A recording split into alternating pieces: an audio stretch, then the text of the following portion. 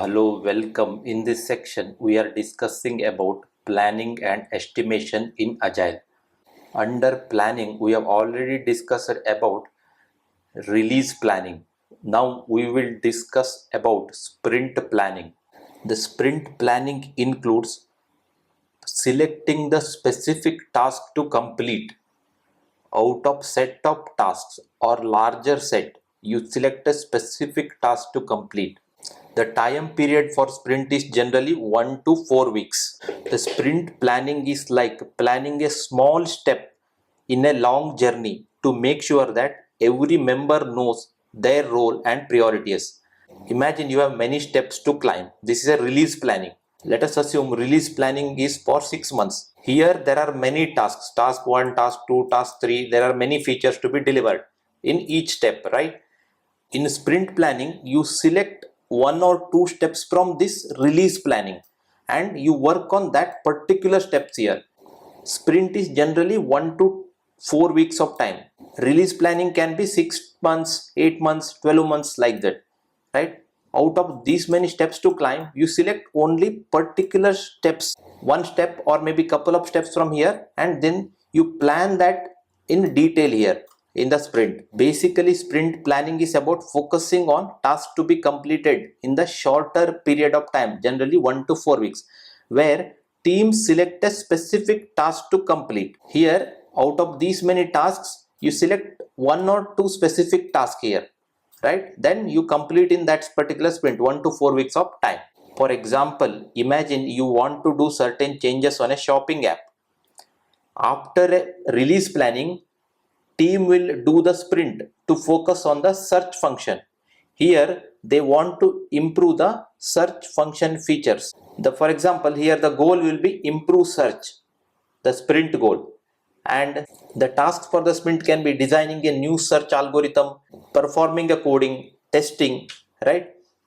And team responsibilities will be designing, coding and testing. And here each team member knows their responsibilities and performs accordingly. The outcome expected from this sprint will be improved search.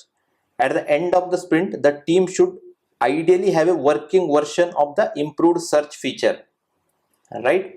This is how sprint planning happens. Out of many things, we focus on one particular thing and we work on that in the time period of generally 1 to 4 weeks of time. Now I will open the sample sprint planning document I have created. Let us go through that. This is the sample sprint planning document for the online shopping app. The goal of the sprint here is to develop and implement the enhanced search functionality. Here we are only focusing on search functionality. In the release planning, there were multiple features to be delivered. Out of that release planning, we take one functionality here and we work on that and make sure that product searches faster, more accurate and provides the user with relevant suggestions. The expected outcome of this sprint is improved feature of search should be available for initial testing. The sprint planning, we can do something like this. What is the task? Who is the owner for that task? What is the estimated time? And what is the description of that task? For example, requirement analysis. It is done by product owner. Define the specific requirements for search feature, including the desired speed, relevancy matrix and expected behavior, right? You will provide all the requirements here. Then design the UI UX search bar, right? This is done by UI UX designer. And what is the time taken for that?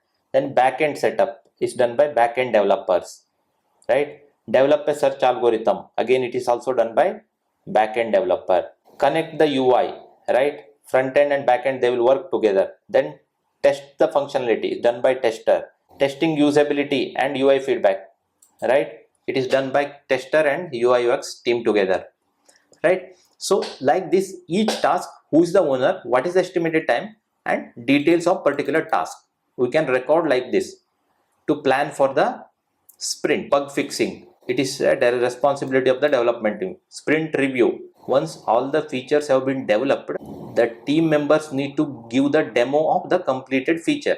They need to show the working version of the software. Sprint retrospective, these two are attended by all the members. Sprint review and sprint retrospective we have already discussed in one of our earlier lecture in detail. In sprint review, team members will present the final working version of the search features to stakeholders for review and feedback. In sprint retrospective, discuss what went well, what are the areas for improvement, and any lessons learned to optimize for the next sprint. You can also note down the timeline like this: day 1 what will be done, day 2 to 3 what is done, 4 5 what is done, like that, right? You can plan the timeline like this: what is the activity done, and until day 14. Day 14 means it is a 2 weeks of sprint, right? You can plan the sprint timeline like this, starting from day 1 requirement analysis to day 14 sprint retrospective, and what is being done at each of these days.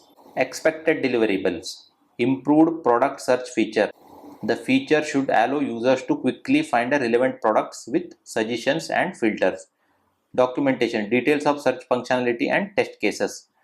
These are the deliverables. You need to deliver the working software, test cases for this search functionality, feedback and next steps. Feedback from the stakeholders, identification of potential improvements for the future sprint, right? These are the expected deliverables. Like this, you can do a sprint planning. This is a sample, an example for understanding purpose. You can adjust and modify according to your requirement. So this is about the sprint planning in Agile. Thank you for watching.